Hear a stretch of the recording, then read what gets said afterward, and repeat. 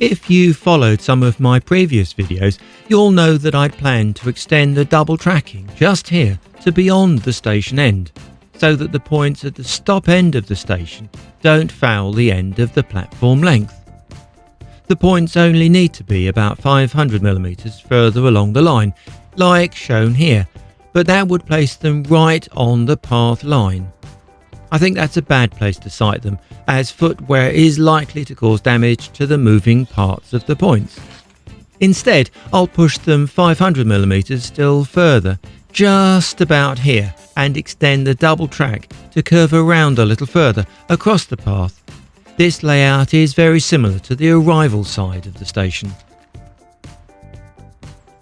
This view shows the chosen location for the points, which will give ample room for trains to pass around a train which has stopped right at the end of the platform.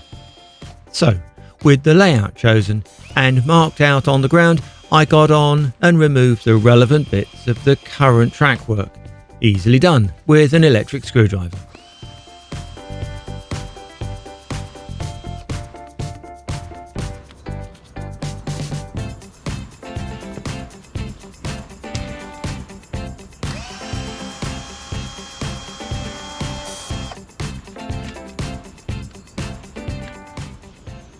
Along the line I'd marked, I used my large angle grinder with a diamond stone cutting disc to cut where the path will end.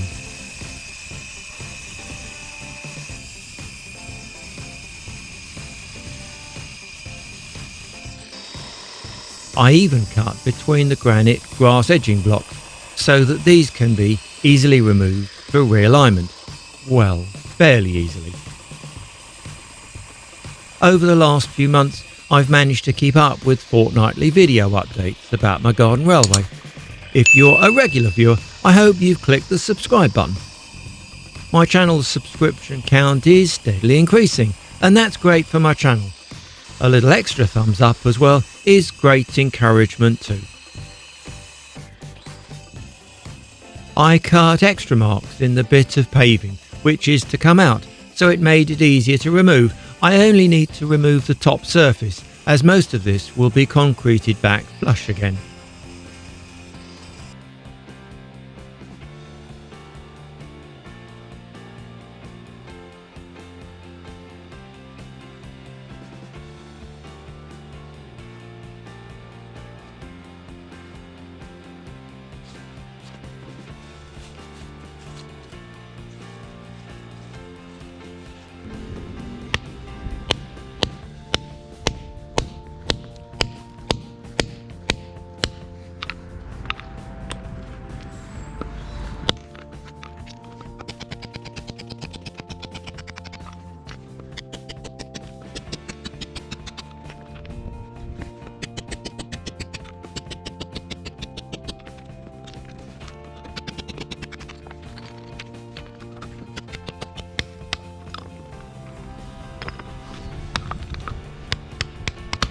The edging stones were a challenge to get out, but I managed them. The first in a series is the worst, and then the rest are easier to break free.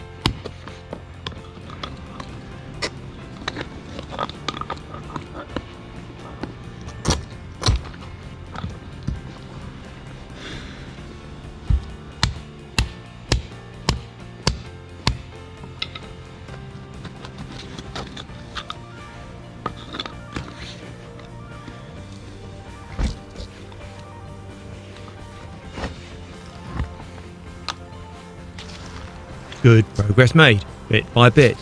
The new alignment is shaping up okay.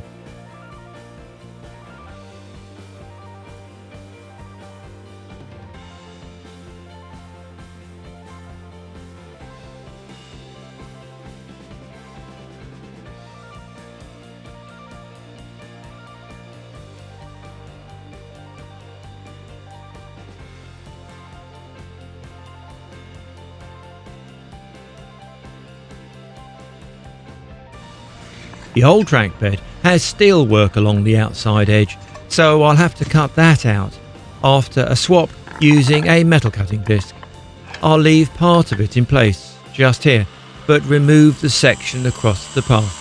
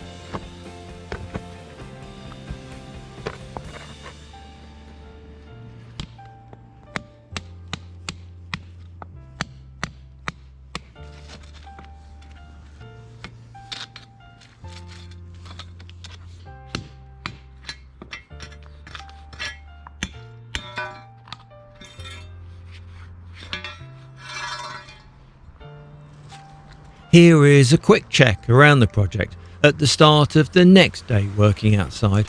I'm pleased with the way it all looks.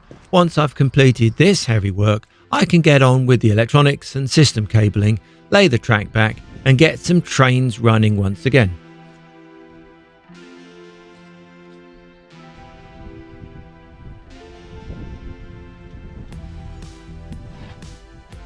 A mix of sharp sand and cement was needed next.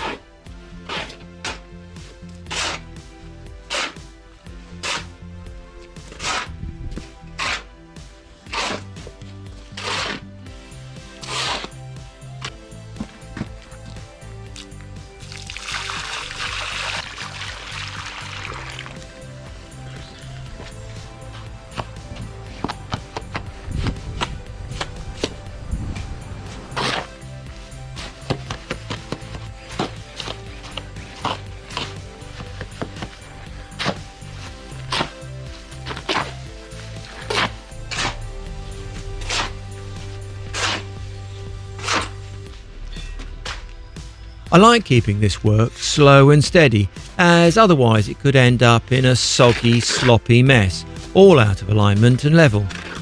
The trick is to get all the preparations done just right.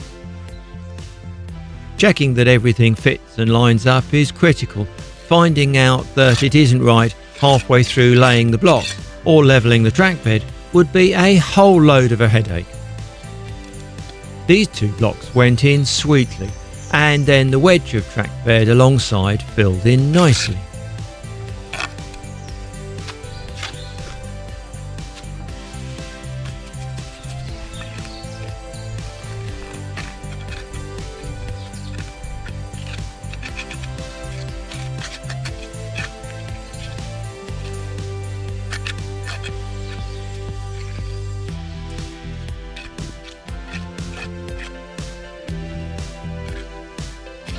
The new bit of trackbed across the path was easy too, and the realignment of the 4 blocks with the wider trackbed behind was straightforward.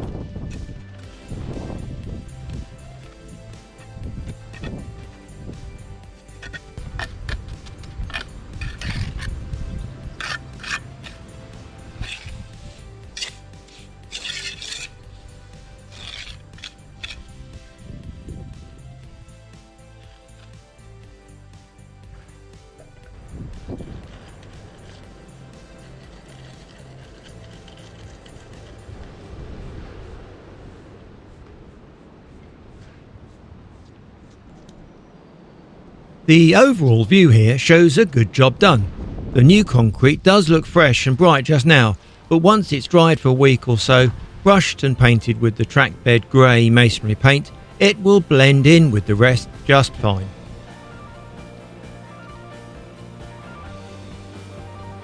I had a couple of buckets of concrete left over, so I added this to the triangle junction trackbed.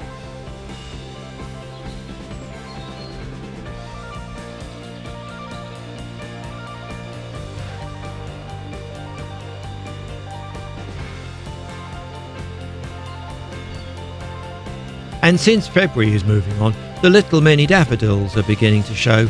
Springtime may be just around the corner. Thanks for watching and bye for now.